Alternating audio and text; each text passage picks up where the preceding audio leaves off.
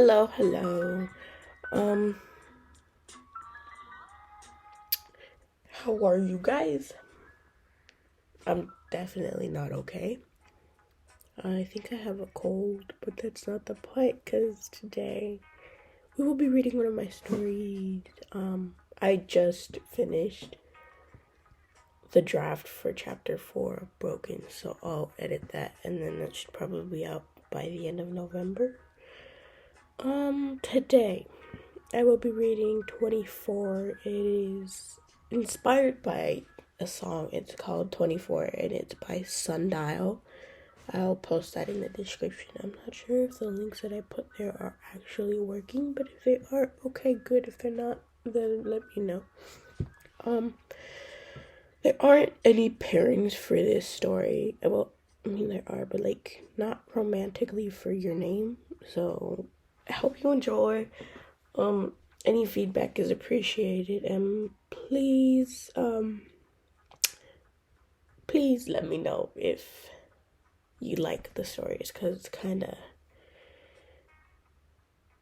you know what, never mind. Okay, well, yeah, just let me know if you like the story. Thank you. The pairings are Peter and MJ, Ned and Betty, and their baby Emerson, and then your name and loneliness. Loneliness as an emotion. The warnings are swearing, loneliness, weddings, and mentions of being drunk from the song lyrics. The summary is your name is struggling to move on to the next chapter of their life. So, let's get started.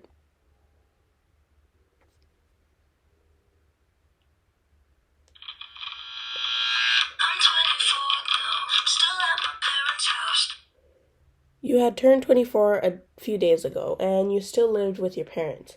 You constantly tried to move forward and onward, but it was difficult, especially knowing that you did but didn't want to leave Queens.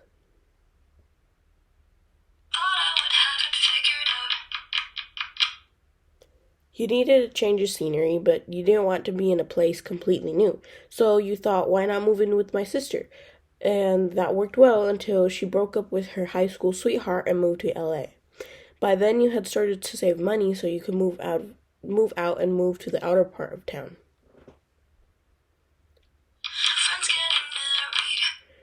Peter, your best friend since both of you were babies and the love of your life, had recently gotten engaged to his high school sweetheart, Michelle Jones, or as most people knew her, MJ. She was one of the most badass women you had ever met, coming in second place after meeting Pepper. You were happy for them, you really were, but it hurt on so many levels to see that the one and only person you loved getting married to someone that isn't you.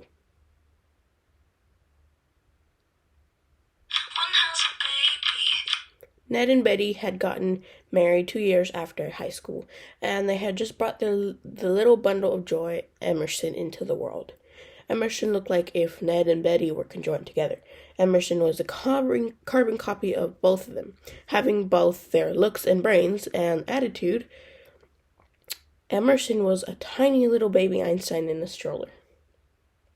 Everything changed.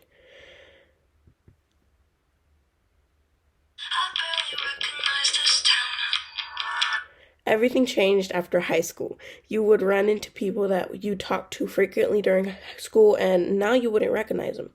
They would frequently tell you the same thing. Oh, you haven't changed at all. You, of course, knew that. You knew that you hadn't changed since senior year. You also knew that you needed change.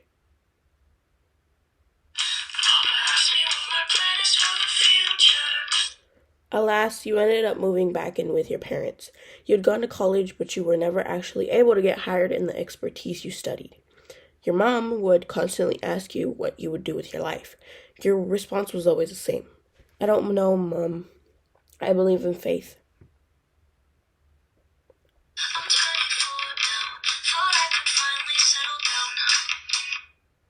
You stared at the dimly lit phone screen. It was a website to sign up for speed blind dating. You thought that if you couldn't get Peter, then you could do your best to move on. So here you were, in an uncomfortable chair, listening to the 10th guy of the night, rambling on about how successful they are and how you're shunning, and that the both of you would make perfect heirs for their companies.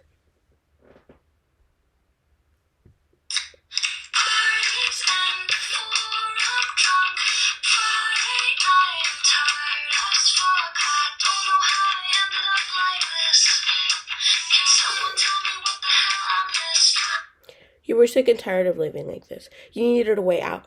Everyone else was moving on successfully. Why couldn't you do the same?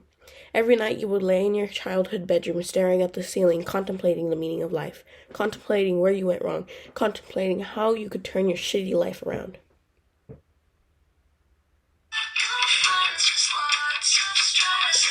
The day of Peter's and MJ's wedding finally arrived. You were MJ's maid of honor, and you also walked Peter down the aisle. May had gotten in a car accident and badly broken her leg, so you did the favor of walking Peter down.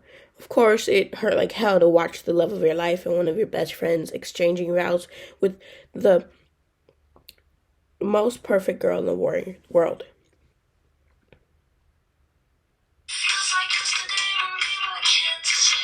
You got the honor of saying a speech for both Peter and MJ. You reluctantly walked up the stage and started saying your speech. For MJ, it was just how lucky she was to find this most caring man you had ever met and having the privilege to marry him. For Peter, though, it was a different story.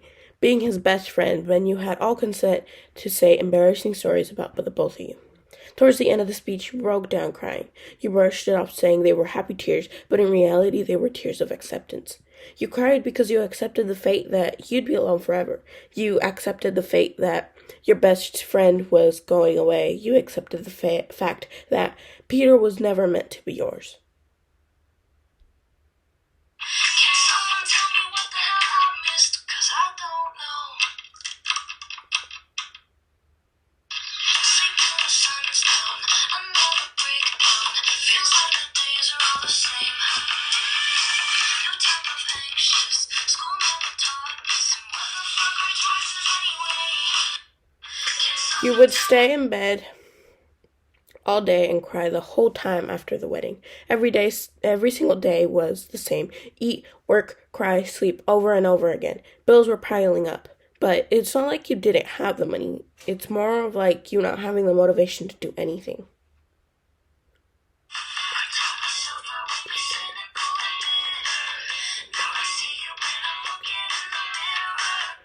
You needed to leave the show. You needed to get your ass up and work your ass off. You needed change.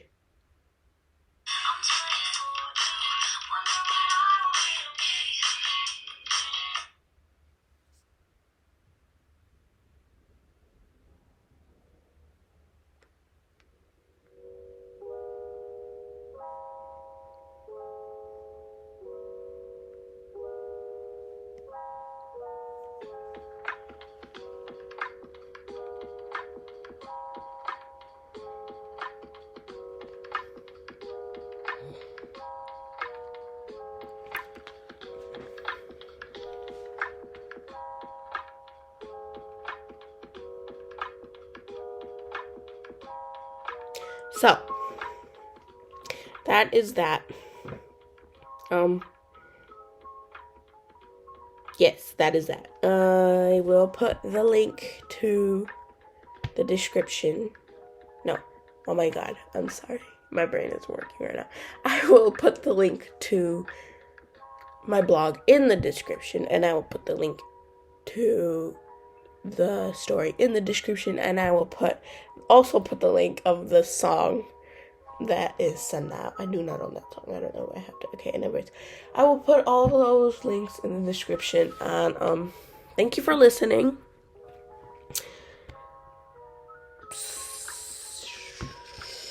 But yeah, thank you. I really enjoyed the story. It's kind of short, but that's just me for you. I'm tall though, and the stories I read are short, which is kind of ironic, not the point. Thank you for listening. I'm gonna go now. Bye-bye.